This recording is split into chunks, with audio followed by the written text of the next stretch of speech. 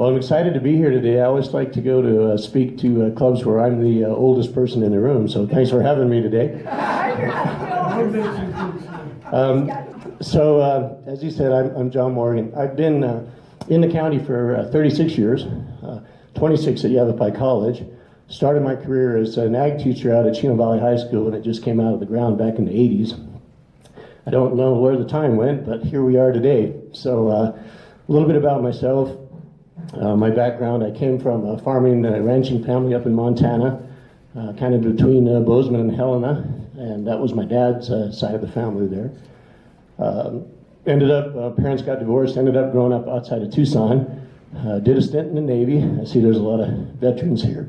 In the Navy, I did radar, so my job was, I wasn't an air traffic controller. Instead of keeping planes from hitting each other, I was an air intercept controller, so I controlled the jets when they were dogfighting and doing bombing runs and things like that. Got out of the Navy, then went to the U of A. Any Arizona people in here? Wildcats? Okay, that's the end of my presentation. I'll give you that. Both my daughters. What's that? Both my daughters. Both your daughters? Any ASU fans in here? Now I'll really be leaving. Okay. I'm kidding. Hey, but here's what I will tell you. Do you know what ASU folks call U of A folks? No pity for the kitty. Boss. All right. So back to Yavapai. So when I started here, they said, hey, we'd like you to start an ag program out in Chino. And my background was pretty heavy in large animal, but also greenhouses, going back to my high school years and even in the 70s. And the ag was changing up here, so they said, hey, we want you to build a program in Chino. We'd like you to do the greenhouses and things like that. So I got out there and ended up on some raw land out there in Chino that the city owned.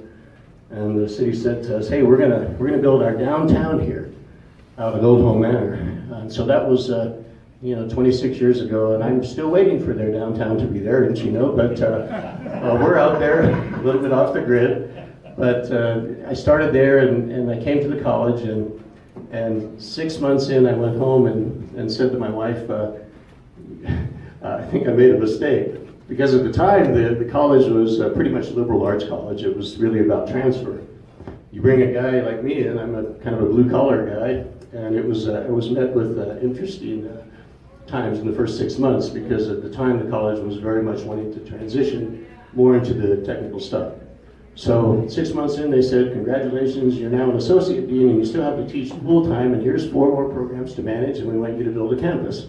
So I'm like, okay, that's me, right? So I did that for a while there, and then a few years later, we grew a lot of technical programs, and had a president come in named Jim Horton, great guy, and he was a vocational guy, came from electronics, and he said, John Morgan, what the hell's the matter here? We don't have enough technical.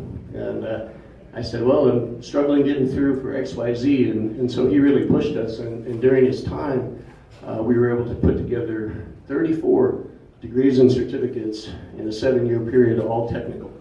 So I was grateful to have him as president. And during that time, we bought CTEC, which is over off Ruger Road by the airport. And Ruger Firearms had diversified a little bit, and they had another building, and they tried to make the Big Bertha golf clubs, the Callaway clubs there, and they tried to make these $150 titanium hammers that no one ever bought. And so about a few years later, they kind of divested themselves of that, and the building was open. And we were looking to expand, but we didn't have a lot of money. We had $4 million, that's all we had. And they approached us and said, we have a building here, it's been sitting here for 5 years. And it was 108,000 square feet, so it was big. And we said, how much do you want? And it was, how much do you have? Your college had $4 million. And they said, sold. So that was a miracle, because it would have cost us $30 million to build it. So after that, they moved me from Chino to there, and we started developing more programs, and it took us the better part of 12 years to build it out. We didn't have a lot of money, so we spent a lot of years writing grants, getting donations, worked a lot with the foundation, and now it's just this real gem that I'm very proud of. I have great faculty, They've been very loyal. They stayed with me many years, and we built a great place. But I had to do a lot more technical kind of all over the county, so I have programs on 5 of the 6 campuses and centers. So I'm going to talk a little bit about CTEC today, and then also a little bit about some of the programs we have college-wide. Get my little thing here. So if you see this first picture, I actually took this photo right off of one of our screens. We have what we call a pre-air traffic control program there. And they take 9 credit hours of classes with us, and then they can apply to the FAA's program in Oklahoma City to become an air traffic controller. So we get them prepared for that, and we built a nice lab there. And that's just had it updated about a year ago. And want to send you an open invitation. Anytime you want tours of anything we have, please just give us a call. And I do over 200 tours a year there. Some personally, if not me, it'll be my staff that does it there. But it is a pretty cool place. So one other thing about me, just to let you know, so had an interesting childhood. My dad, again, came from farming and ranching, and then he was a career military. He was Army, he was an Army Ranger, went through World War II, Korea, Vietnam. And my mom was an educator. And they gave me what I consider valuable advice, and I always share this with parents. When we talk about the trades, parents are the toughest individuals that I deal with, because parents want to say their kid went to Stanford or Harvard or wherever, right? That's fine, and we support that. But I will tell you right now, all of my own children went into trades, and I'm very proud of them. And financially, they have become extremely well off, far better off than Dad will ever be. But I share this with you because my parents, I remember this very well. When I was very young, my mom always said, you need to get your education. She never said to me, you need to get your bachelor's, master's, PhD. She said, you just need your education beyond high school. My dad said, if you have a skill, you can always work. They both were right. Because you need skills, but you need some education. But it doesn't have to be a bachelor's, master's, PhD. And for those that want to get that, that's fine. I support that. But when 60 to 70% of the nation's jobs are technical, and we have a horrific workforce shortage in those areas, we've kind of overshot that if you have bachelor's, master's, PhD, that's the only way to economic prosperity in the United States. It's factually incorrect. And we're suffering from it now. So my job is to try to convince parents and students that the trades is a very good way to go, and you can have economic prosperity. Okay.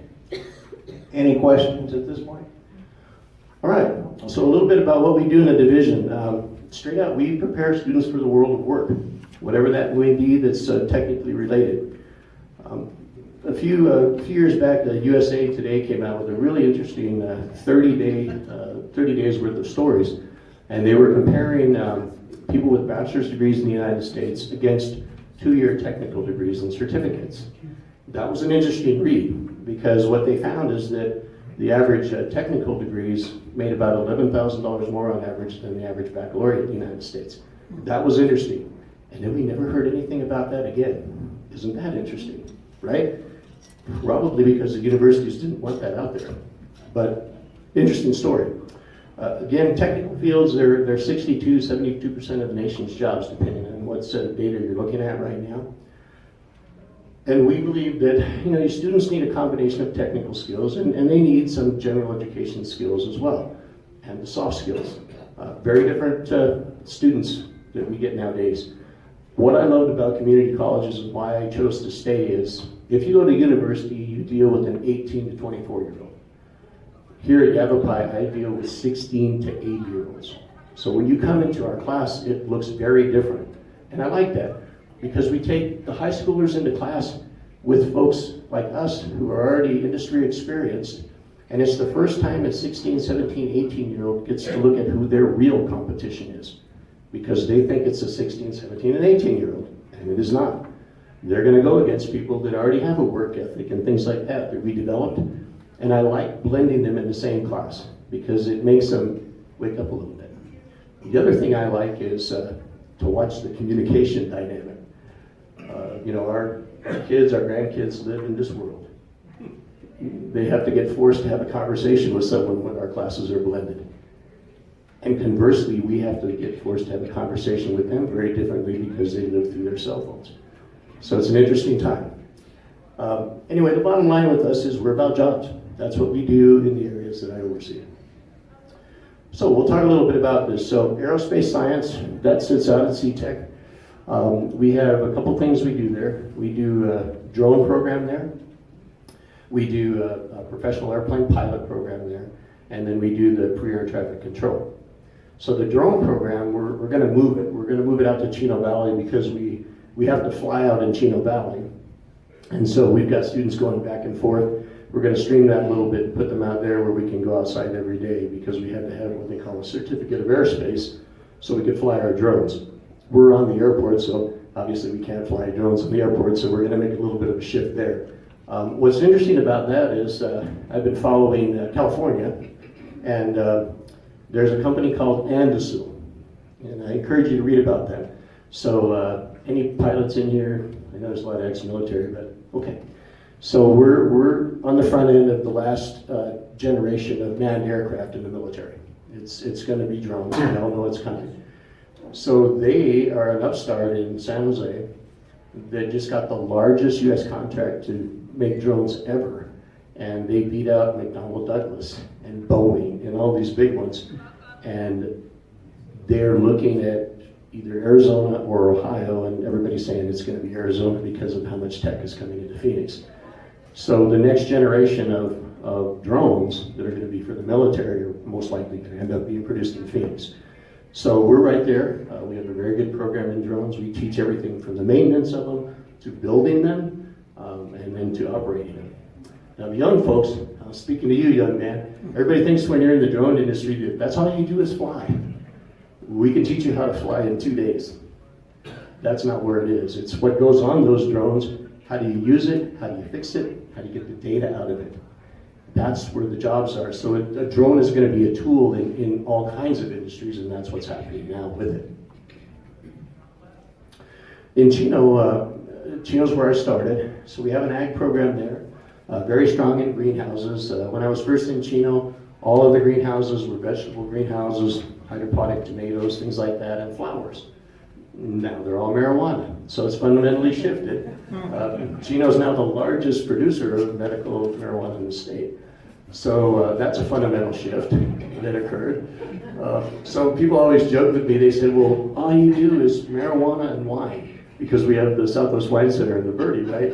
And I said, well, that's not really true. I mean, I don't teach marijuana because the legal loopholes we'd have to jump through with that are there, but I have consulted to the industry, especially on the medical side. I'm fascinated by what has the potential to be developed there. I could care less about the recreational side, but the reality is the medical side is fascinating because the research is still very much in its infancy. So we teach that there. We teach some animal stuff, zoo and domestic animals. We've got students over out of Africa. We've got them up in Arizona. Several of the zoos, popular program. Over in Sedona, we have our culinary arts. We built a small space in Prescott. We didn't build it, but we partnered with the CTECs here, Mountain Institute CTEC for the high schoolers, and created a room there in Prescott. And that'll be done, and they'll be coming into us in January there for those high school kids in West County. And very nice facilities. We always have challenges. Faculty is a tough thing for us now. I used to have 15 to 20 applicants for faculty for every job I had. Now I'm lucky if I get 2. A couple of reasons for that. One, we have a significant housing problem here. So if I can't get them locally and I have to go out of area to get them and then they come here, they probably won't last a year. It's a very difficult challenge we're all facing. I had worked with a lot of companies, as you can imagine, locally. Everyone's in the same boat right now. We've really priced ourselves out of workforce housing. And something's got to happen. Something's got to fix it. You know, I lost my own kids. They were raised here. They had to go to Phoenix. They don't like living in Phoenix, but they had more options for housing there, and it's quite simple. That's really what it was about. So in CTEC, back to CTEC again by the airport, we have automotive. It's a very large area that we do. We teach 3 sections there, or 3 different programs there. So we teach auto body and collision repair. Now when we started that, we were looking at people going into the body shops and repairing wrecks. That took on a life of its own and very much is different than what our original intentions were. And so we let it take on a life of its own. So let me explain. Modern cars in a 30-mile-an-hour crash are totaled. Because what they did is they took the NASCAR technology, which is called crumple technology, and there's 6 crumple points on the frame when you're in a collision. So that's why when you see accidents, you'll see the cab's intact and the rest of the car is destroyed. So again, in a 30-mile-an-hour crash, it's over. So body shops now, they're heavily regulated by insurance. So mostly what you do there is you change out parts. Very, very little body work being done. So what happened is, we have a lot of folks like everybody in this room here. They're car buffs, they're collectors, and some of them have money. So what the program turned into sort of by default is custom restoration. And it is popular. I have 16 to 80-year-olds in it. And I kid you not, I have 80-year-olds that'll bring in a classic and they'll redo it. So that's turned out to something on its own. We teach upholstery in it. We teach custom painting. You can see there in the top, they're getting ready to lay down some flames. And that's going very well for us. The second part is our automotive technician, which is just teaching people to be automotive techs for dealerships or private independents. And then the third part is our diesel technology, and that was actually started by Freeport-McMoRan, the mines. They approached us all the way back in 2008 and said, we need the college to develop some programs for the mines. And they're the largest taxpayer in the county, so when they say jump, we tend to say how high. So they funded it the first couple of years. They paid for the faculty, they got us equipment, and we were off and running. One of my sons started in this. He went through the diesel program back in 2009, and he did it for about 9 years for Caterpillar, but he became a very high-level tech, and they flew him all over the country to go in and troubleshoot the electronics on these big diesels that people couldn't fix. But he got tired of living out of a suitcase when he got married. So he switched over and came back to us and became an automation tech, which I'll speak to that in just a minute here. Yes, sir. Your automotion technicians. Honda, Toyota, these things have approved classes. Are you approved to teach those classes for different manufacturers? So let me explain to you how this works. Okay, so that's a great question. Thank you. So most of the time with the companies, what they will do is they'll take our students with their degree or certificate, and then they get hired on, usually with the dealerships, and then the dealerships send them to Ford School, or in the case of electric, they'll send them to Tesla. So there's so much proprietary going on with these companies now that anymore, we could be a partner with one of them, but then we commit to just one, and we sort of do our students a disservice. So what our advisory board has told us is get them all the basic skills, and then when they get hired on, they're going to have to go to Ford, they're going to have to go to GM for additional training to specialize just in those companies now. It's a very difficult challenge for my instructors because everything is proprietary in this. And don't even get me going on the electrical side of this because, trust me, that's a huge nightmare for us right now. We've got APS telling us it's not going to get much bigger in Arizona. It's at 13% now for electrical vehicle ownership. If it hits 25%, it's over because we do not have the power capacity. So to drive that point home, what's interesting is how many of you knew that Palo Verde, 90% of their power is sold to California? Yeah. Okay. So, and then we shut down 3 power plants in Arizona because they were coal. Even though, and the EPA knew this, we put scrubbers on them, they were highly efficient, we shut them down. So 3 power plants gone, 90% of the power from Palo Verde going to California. So APS now is building a 300-mile line from New Mexico because we don't have enough power in Arizona. So we've had some of our graduates there bringing it in. But here's the rub, and so our advisory board for automotive is very good. And we were asked, please start an electric program. And they were like, please don't. And I went, well, tell us why. And they said, because you're going to see how fast a lot of this collapses because we do not have the infrastructure in the United States to support going full on to electric vehicles, period. If you just watched Ford's report, and you remember Ford went all in, electric vehicles, they lost $14 billion in its first year, last year. And guess what they're doing? They're already pulling back out of it.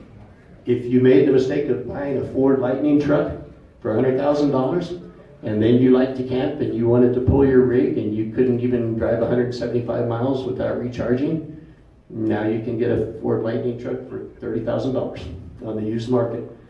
So what our advisory boards are saying is they think this is going to reverse and go back to more of the hybrids. It's going to be a combination like the original Prius where it'll be fuel and the smaller electrical systems that turn the axles, and it goes back and forth between the two. So we're standing pat. We're going to offer a class. We're looking at building it right now in electric vehicles, but we're not going to do a full-blown program because to us, it looks like the future is going to have a fundamental shift again. And so all the stuff you're reading about electric vehicles, yeah, they're here, sure. We all know about Tesla, whatever, but the reality is there's other technologies that are making more sense. Diesel being one. So diesel now, in Germany, they've come out with 2-cylinder turbo diesels that get 75 miles to the gallon and 700-mile range. Electric can't touch it, right? So what we're being told is we're not ready for this. And the other thing about electric vehicles is there's not really work in it because everything outside of the battery itself is the same as any other vehicle. It's lubrication, those kinds of basic skills. If a battery goes on an electric vehicle, it's a throwaway vehicle at that point. It's $20,000 for a battery, nobody's going to replace it. So the repairs tend to still be very traditional on the electric vehicles, if that makes sense. Okay, so we were going to go all in, but our advisory board has said move slowly because they don't think it's going to be the be-all end-all, which is interesting. And to finish the point on that, you know, how many of you have gone by to see the electric plug-in chargers with the diesel generator behind it? Right? So they get the power from diesel generators. So, you know, don't get me going on this, but some of this is mind-boggling, you know, some of the things that we're dealing with right now. One thing I'll bring into this is you that would like to take a tour, this is an unbelievable area to go through, the automotive area. The paint shop, the custom paint shop, the custom body shop. A lot of you have older cars and are very interested in them. And I got to tell you, they're all inside this building and they're being worked on. We just got a brand new instructor. Our other instructor who'd been with me for many years retired. And we got an instructor. He's world class. He only, for 30 years, the only thing he did restoration on was $1 million vehicles or higher. And he lives at the base of Thumb Butte. I'm pretty sure he's independently wealthy. You wouldn't know it looking at him, but he came to us and said, you know, I've done this a long time. He goes, I may want to do 1 or 2 a year, but I'd really like to give back. And we brought him in this fall, and he took the program into the stratosphere. His knowledge is just tremendous. I went in there the other day and he had a Ferrari, one of those that he was working on, and he brought the students in to show it. And I said, man, what's that? And he told me that the value of that Ferrari he had in there was $2.4 million. So what we found was the students are gravitating towards the restoration because there's way more money in it. With SEMA and Barrett Jackson and all of us, my little C10 truck I drove around, my Chevy C10 truck I drove around in high school in the 70s, you know, back then I think I bought that thing for $700. You get into SEMA shows and Barrett now, those things are 40,000, 100,000. It's crazy, right? So we let it take a shape of its own. We really did, and it worked for us. And it's a fun thing to see because you're going to see a lot of folks your age in it that have money and bring in classics. And then you see a lot of the younger ones, and what we like is they let the younger folks work on the cars with them, and they kind of mentor them. And that's what community colleges can do really well. All right. This area here, electrical instrumentation technology, this is all the modern stuff. This is your AI, things like that, and I'll spend a little time talking to you about this. So I had one of my sons, and my sons are big. I'm a thin guy trying to stay fit. My sons are bigger than me, and they outweigh me by a lot. We're big footballers. And in their senior year in high school, they both came to me and said, hey, Dad, we want to go to U of A. And I said, well, tell me why. And they said, because you did. And I went, well, it's $50,000 a year, and I can't afford that, and I don't want you to carry that much debt in your life at $100,000, $200,000. So I said, how about you just stay right here? You have to apply college. And of course, they groaned and mumbled, but I won that argument. And I said, one thing I knew at the time was they hadn't made up their minds what they wanted to do with their lives. Gone to the university, which would have cost me $50,000 a year, they'd have been career surfing at a university at those prices. They'd have probably changed their mind, and it would probably take them 6 or 7 years to get through, which is what happens to kids. They go to universities, right? And so I said, why don't you stay at Yavapai and just take a few things that you're interested in. So the one kid went the diesel way, and the other kid went this way, or not this way. He actually started in nursing. He gets into nursing 2 years, and my wife and I never said much to him, but we're like, do you see him as a nurse? Because his bedside manner with patients will drive them out of the hospital. And my wife's like, no, but don't say anything. Let's just let them find their own way. I'm like, okay. So he did nursing, and he starts getting in his clinicals where he's rotating around learning about nursing, and he comes home and he says, this isn't what I want to do with my life after 2 years in. And I piped up and said, that's exactly why I told you to go to Yavapai College, because you'd have done that to me at U of A and we'd have been broke. So then he switched over to this, and he was my tinker. Mathematically, he's brilliant. And he started doing the automation, and he loved it. And he took off in it, and he started down actually at Freeport. He went through their internship there in the mining part of automation. And people still think that mines are, these people running around with a hard hat and a light on, and that's not what it is. It's very high tech, the mining industry. So he started there, spent a few years down there, and kind of got lonely down living in Baghdad, and figured he would never meet his wife down there, which was true. Not a lot of single women floating around in Baghdad. So he went to Asarco for a little while, which is in the southern part of the state, and then he moved over to a steel company, always in automation. So what his job is he repairs all of the automation. He knows how to program, he's very adept in AI, and he repairs all of the high-tech things, which virtually every company coming into Arizona now has this component. It's all automated. Getting the techs for this is crazy. There's 1,600 openings in Arizona a day. We produce about 20 grads a year, and 2 other community colleges do so. 60 grads a year. Total, 1,600 openings in Arizona in this. It's crazy. So this is far and away the most lucrative degree and certificate that I have. Out the door, most of them start in the 85, 90 range. Within 5 years, you're well over 100. My son is now the superintendent of a steel company in Phoenix. And I'll just full disclosure, he makes about $250,000 a year, and his bonuses are based on production. So he called me at Christmas. He goes, hey, Dad, I got my production bonus. I'm like, oh, that's awesome, right? And there was this period of silence, and he goes, I know you're going to ask me how much. And I said, yeah. And he goes, $27,000. Just here's a check, production bonus, boom. Okay, so see what I'm getting at in terms of the rub the trades have? He makes tremendous money, and he enjoys what he does. Now, it's hard for him because he's having a hell of a time trying to find people with the skill set to hire. And even worse, all the companies that come into Phoenix, Meta, LG, TRMC, the Taiwanese chip company, Intel, they all want these techs. So he'll get his people trained up and then they steal them. And so the wages, it's a wage war for these techs. So our graduates have figured this out, so they just wait for the highest bidder. And they know, if you're gonna offer somebody $22 an hour with this skill, they're not even gonna return your call. So our grads make great money, but the sad part about it is, unless they land with Freeport or something, we're exporting them. So we got a bit of a brain drain up here on this. I told you stood up. Did you have a question? No, you covered it. Yeah, so I mean, this is one where it takes a little bit higher skill. The math's there, but I'll tell you the secret. Because math and public speaking and death, those are the 3 things that are together that everybody fears, right? Math, public speaking, and death. But what we do with math is, the math is integrated in.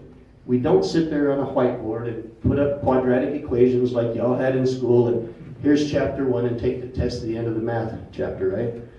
What we do is we just integrate it in every day. They do math every day, and they stop thinking about it as this horrible thing that they can never figure out. And after a while, they just do it. It's just part of every day. That's what we should be doing in education in general, is application. right? And math is the highest failure rate of anything they do in education. I know why, because I see it. You can't just put it on a whiteboard. You have to understand things you can't see, like Boolean algebra. Nobody even knows what Boolean algebra looks like, but we do it in here because you apply it, and that's the issue. Okay. All right. At our Chino Center, we have our electric line worker program. It's the only program in the state. They're coming from everywhere. It's a one-semester program. 1 semester, 40 hours a week. And what it does is you get our certificate, and we include our CDL truck driving certificate with it. And that's your ticket to getting an interview. Can't even get an interview with the power companies. It's all union, IBEW. So our people then take that, and they get hired, they go. How many line workers do you think APS hires a year? This is interesting. What's that? Wait, throw me a number.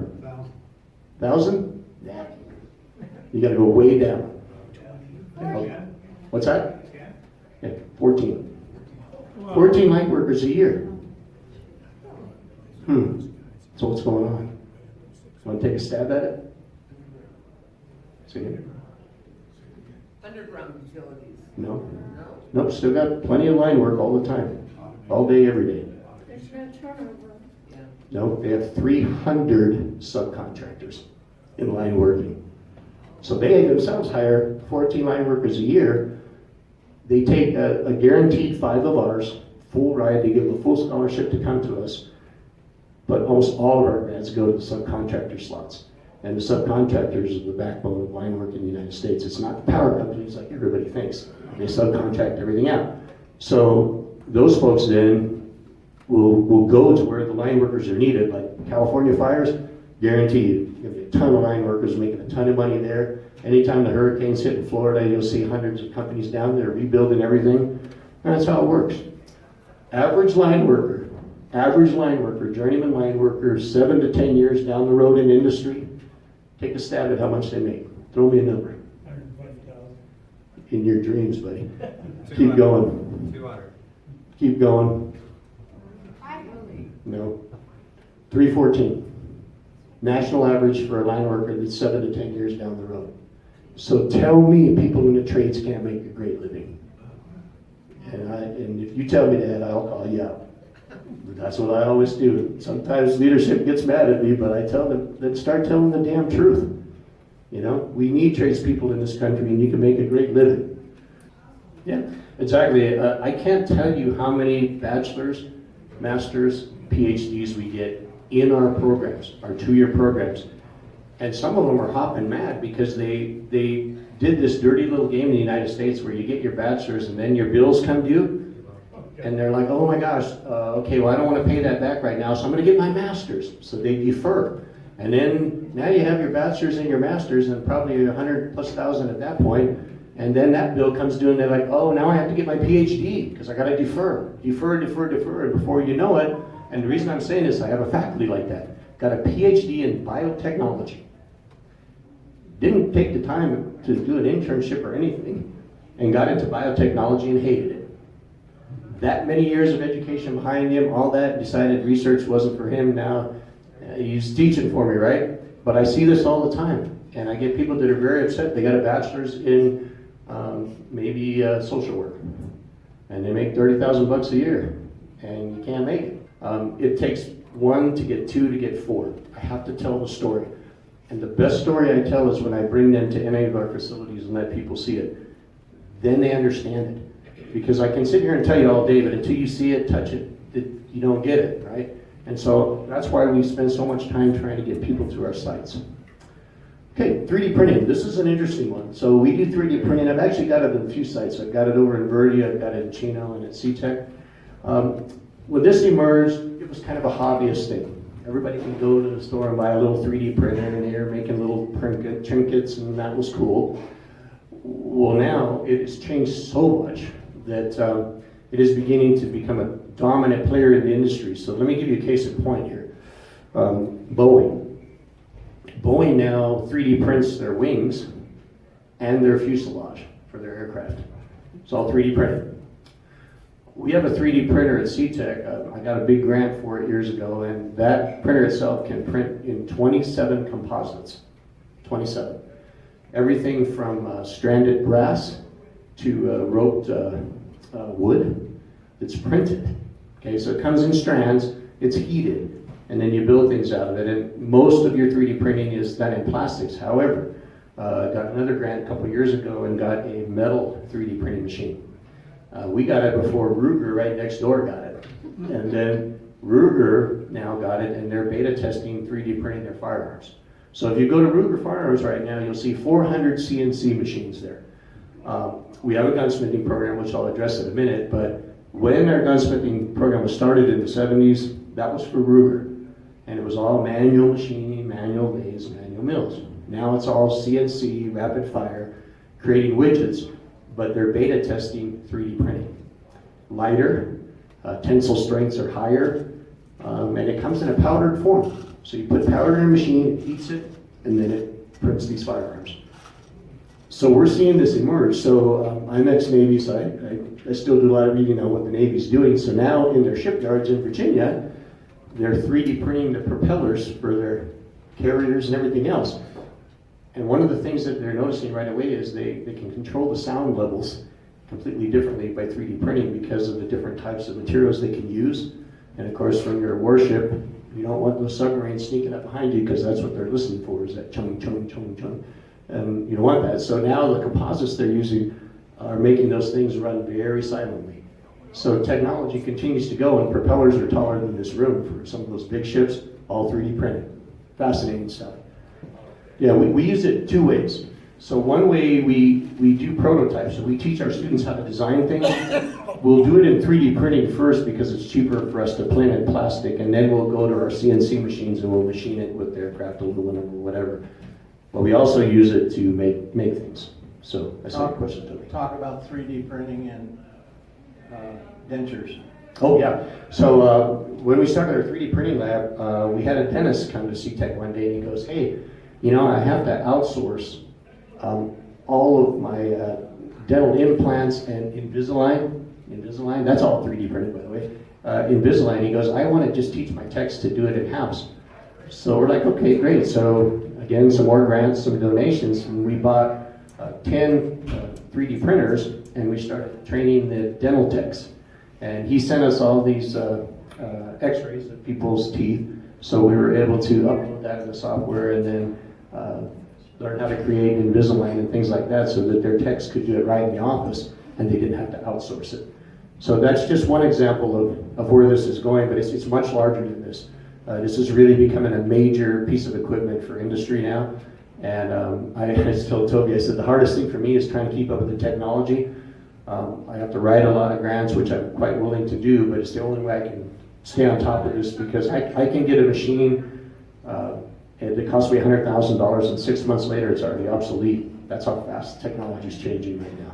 And I wouldn't have the knowledge about these 3D printers for dentures had I not taken a tour. I wouldn't have any idea they're there. Yep. Okay, so there's a CNC machine. This was one of our high school students from a couple of years ago. She's 16 years old in the picture, and she was in our engineering program. And we have a very interesting thing in engineering. So years ago, we had a lot of students who would come through, and typical engineering was you got to take calculus 1, 2, 3, and 4, and physics, and then you'll take some materials classes, etc. But we looked at the universities, and 50% of their engineers were gone after the end of the first year. And the universities were very proud of that. They really were. Oh, well, our standards are so high that we wash them out. And pardon my language, but I call bullshit on that. Because I'm like, your job is to educate people, so what is the problem if you're proud of 50% failures, right? And what I realized is it was the same thing I talked about earlier on the math. You were ramrodding people through a bunch of theoretical on paper, and they had no idea how to apply it, right? So we created our own model, and we call it an inverse model. So you didn't get in labs like this at the university till grad school or maybe your senior year for a capstone project, right? I said, you know what, we're going to front load them on the technical so you get an engineer who actually knows what the heck they're doing. So what we did is we gave them CNC, we gave them a little bit of welding, we gave them 3D printing, hands-on, and the math was taught with it. And guess what? Then we put them in the math class after. Now they had a reference point, right? And guess what happened to the math classes that had our engineering students in them? 82%, 85%, 90%, 92% passing rates. You can't tell me that this stuff can't be fixed. Got to think it through. But I was kind of disgusted at how happy the engineers were at the universities at their failure rates. And to me, it's like, is that what you want to hang your hat on? That's ridiculous, right? So now they love these Yavapai kids. So they come up, we do the 2-year degree here, and we put them in labs early, and they come recruit them. And now they're just flat outperforming the students that started as freshmen at UVA, ASU, and NAU. They're outperforming them. So I've got students running their labs now. In their junior year down there, our grads, they're transferring and running their labs because they have the hands-on. And to drive the point home, I have seen so many battles between technicians and engineers over the course of my life.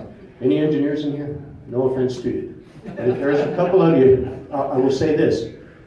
To drive the point home, a few years ago, Embry-Riddle sent us some of their senior capstone projects to make in our labs. And we sent half of them back. Said we can't do it. Anybody want to guess why? This is an interesting one too. They can design anything. Those kids at Embry-Riddle are brilliant. They can't build a damn thing. They can design it, so what was happening was, yeah, you could design it, and the computer says it can be built this way, and we're saying, okay, what machine can do that? What type of weld does that take? What type of sheet metal are you using? What gauge? On and on you go. And the dean over there said, he goes, John, you know what? You got a point. So we custom build classes now for Embry-Riddle, and they come and take CNC from us, and they come and take welding and their engineering, and then they go back, and they're gonna be a better engineer. See? There it is. So we forgot about that stuff. And so what we're doing is we're trying to get you back to what makes sense. What is reality? Anybody can design something, but if you don't know how to build it, then your design is worthless because your design is probably going to be flawed. And that's what we were finding. For any welders or any metal people in here? No. Okay, so we would get designs that would call for sheet metal that's maybe of 16-inch thick to be arc welded. Now, I guarantee you what would happen if you tried to arc weld that, you would strike your arc, you would blow a hole 6 inches wide in that piece of metal. That's the stuff we were running into. See what I'm saying? Because they didn't know. And now they know and they're better. And so I'll never forget the first class we had. My CNC instructor was a 40-year guy in industry. And he came to me frustrated the first day we had him. And he asked one of the students, he said, can you hand me a half-inch box end wrench? And the student just stood there. And he said, go give me a half-inch box end wrench. And the student just stood there. And he finally said, he just looked at him and the student goes, I don't even know what that is. So I went and asked the students in there, where'd you go to high school? What was your school? Every single one of them went to a prep school. Every single kid. They didn't grow up in the garage with mom or dad working on stuff. So you want to be an engineer? Did you know a little something when you started probably? Rebuild engines. You see what I'm saying? That was the difference. So we had to completely take someone who knew nothing about the basics and try to get them to learn hands-on, even simple tooling. That's how far apart they were from it.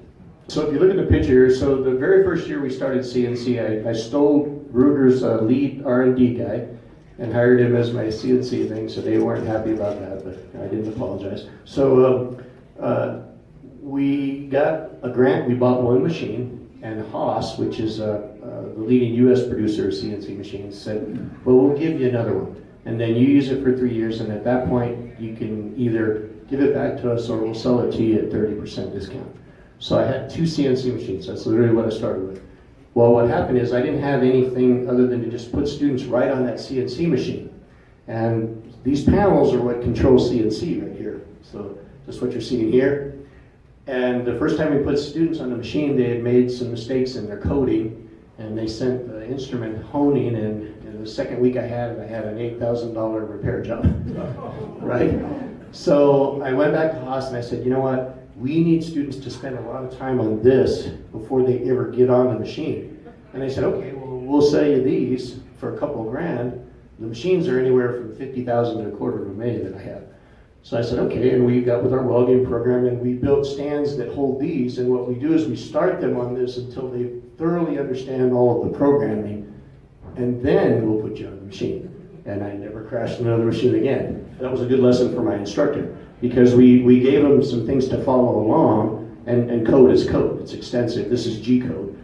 And so I don't think he checked all the lines. So if they made a mistake on one of the lines, then it sent it homing, and at the time those machines couldn't stop, so it would send it homing right into the side, and you would destroy your heads and everything on them.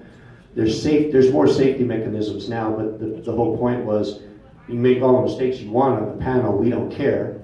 And now they're getting even more in depth with AI coming over the top where it's checking your code. But we're watching that too, because people are messing with AI on the internet.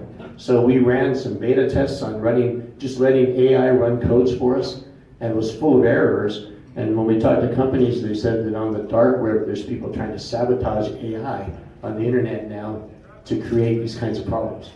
Interesting world we live in, right? Next door, 400 of those sit at Ruger. And these are rapid fire, so you'll put a machine in, they have techs that stand there all day, and they'll come up with a new pistol design. Ruger's a pistol plant.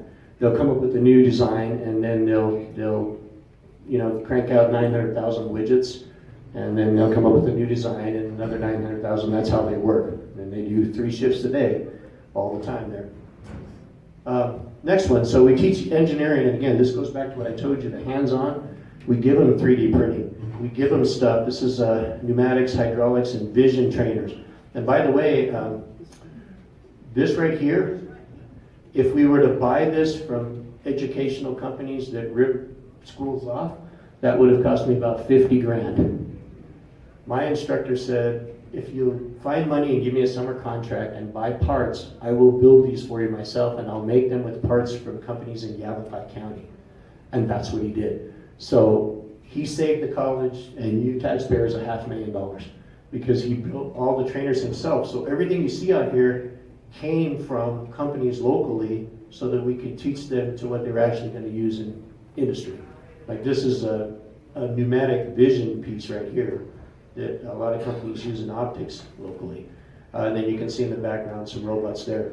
But this is what I'm saying is we let the engineering students do this in their freshman and sophomore year.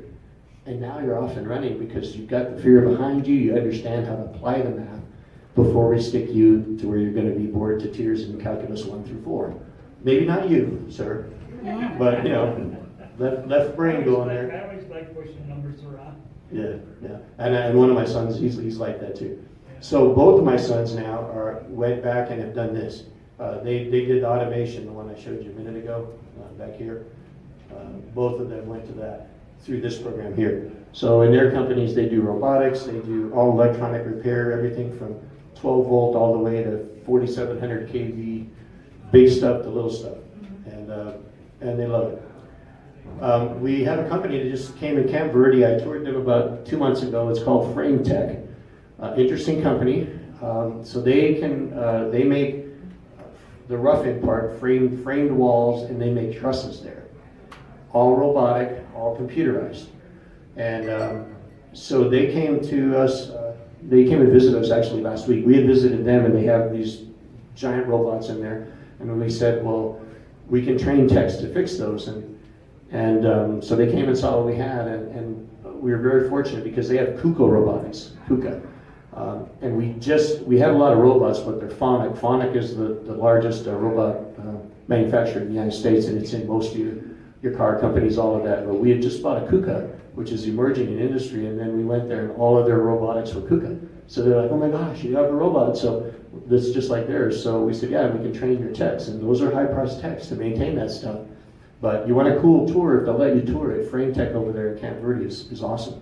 Very state-of-the-art, kind of up and coming, but they'll be producing trusses and walls 99.8% error-free.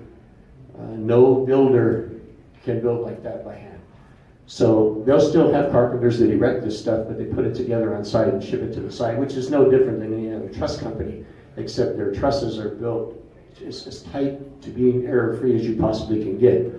Another thing with that company that was way cool is they have their own kiln inside the plant there. They buy all kinds of lumber, good, bad, whatever. Then they treat it and wet it and get it to their specifications there before they put it into the building, so very high tech. All right, we do a lot of advanced manufacturing there at CTEC. Advanced manufacturing kind of takes everything you've seen and rolls it up into 1 degree. So you learn you learn pneumatics, hydraulics, valves, pumps, CNC, a little bit of everything. It's for the Jack and Jane of all trades. More and more companies are coming and asking us for generalists because they can't find specialists. So now it actually kind of makes it harder because students coming out have to know a lot more, but we've packaged it so they will get it, and we made it a nice deal for them. Okay. We have welding. Welding speaks for itself. We do a lot of welding there. Interestingly enough, most of our welders don't stay in Arizona. There's a lot of welding jobs in Arizona, but we're not a union state. And so what happens is the welders can get in the welders union and go one state over to Nevada and start at 3 times the wages there because it's union. So we're up against that in the right to work state, and so we do lose some of our grads because there's places to go, but we've got them all over the world that are welding grads. They're in the pipelines, they're in shipyards, they do structural high-rise welding. Some of them have their own companies where they manufacture things that need to be welded. And they do stay local too, don't get me wrong, but the biggest money in welding is pipelines.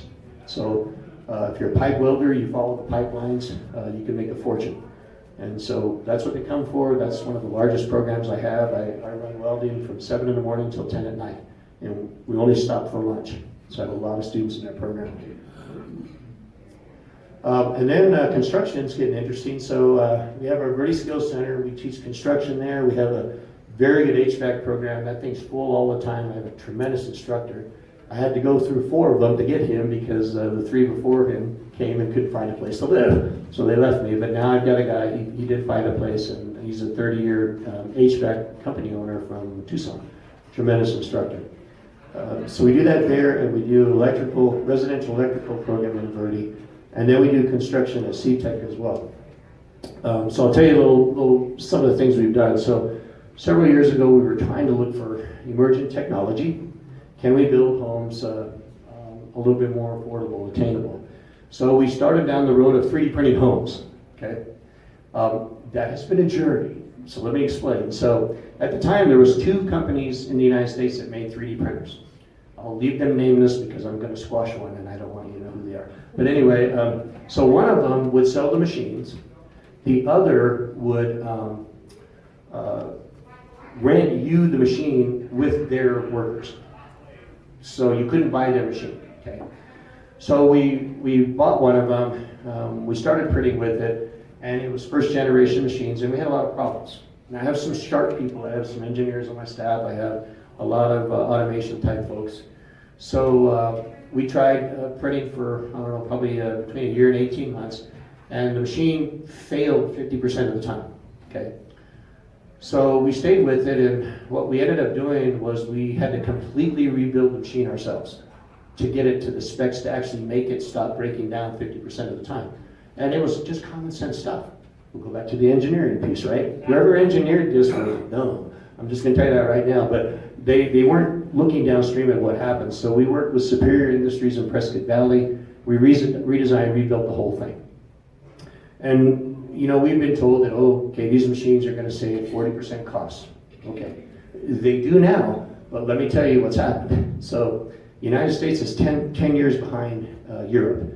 Europe is 3D printing everything right now. China's 3D printing. But in the front end, they all were thinking it was gonna be cheaper to do this. But the machine design was everything. And so now it is cheaper. But the Europeans have the machine that's cheaper. So what they build a better home. They're 8.0 earthquake proof, they're concrete homes. But what happens is every time you build a home, you have to set the machine up. That takes time. Then you have to print, then you have to clean it, and then you have to take it back down again.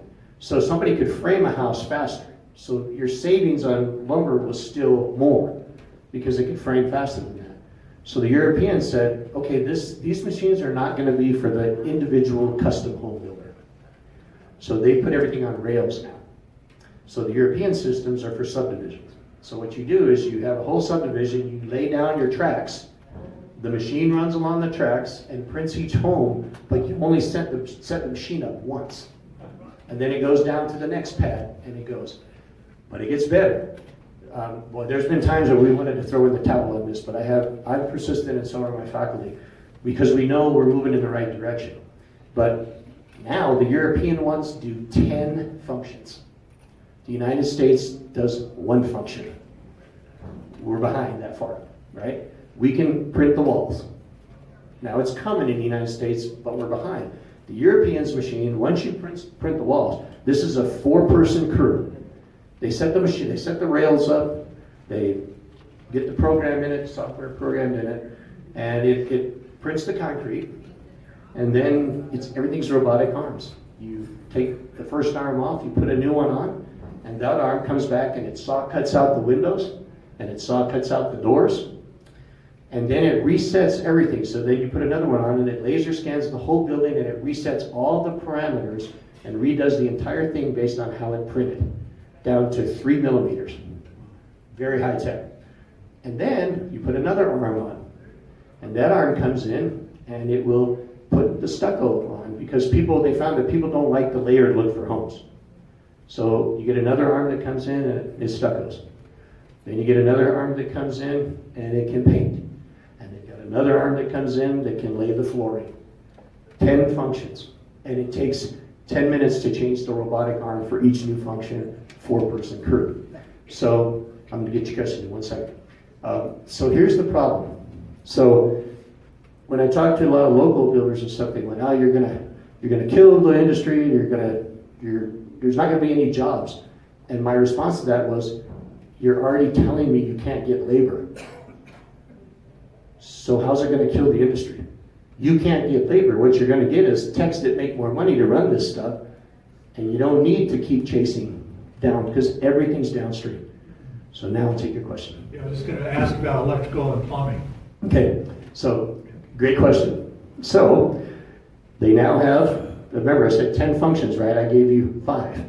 So there's another machine now that spools Romex, so that robotic thing, everything's fed from the top down on these. So it robotically can put it top down, and then your holes are already pre-cut. So your electricians still come in and they're going to do all the connectivity and stuff.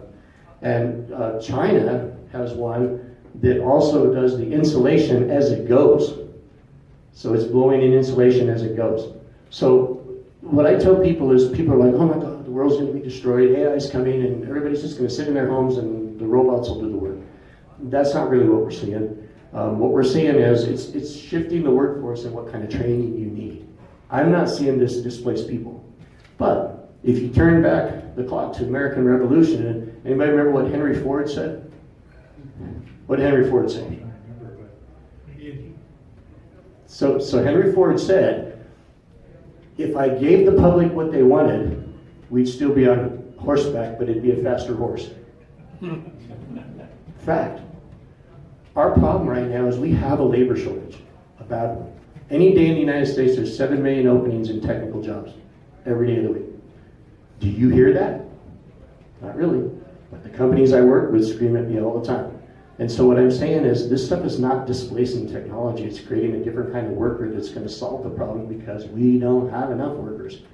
And right now, there is one block in the world that still is all in on this, and it's Central Europe. It's Belgium, it's the Germanys. You get the choice there. You either go to university or you go to trade school. Their trade schools are 4 years and they're hardcore, right? And they don't have a labor shortage. So let's take India. 1 million PhDs are looking for work in Mumbai every day in India. And guess where the majority land? Call centers. That's crazy. India now has to get their labor from Central Europe to build. How am I doing on time? Okay, we got to get it. All right, so I'll just blow through the last thing. I could talk to you guys for years on this, but we do commercial truck driving in Chino, And then Viticulture and Enology is our Southwest Wine Center there in Verde. Very strong, very popular program. So I was almost to the end anyway. But I can talk all day on this, it's my passion, but just give you a little bit of an idea of what's going on out there. I think if you're fearing the new technology, I would suggest you to just think that they're different than us. Kids are different than us, they learn different than us. These kids will go in here, they'll embrace this technology, and they'll continue to shift within whatever job they have many more times in their lifetime because technology. And so the retraining will be in perpetuity now as this technology comes out. So that's my message. Thanks for having me. Nice job. Thank you. Appreciate it. Okay.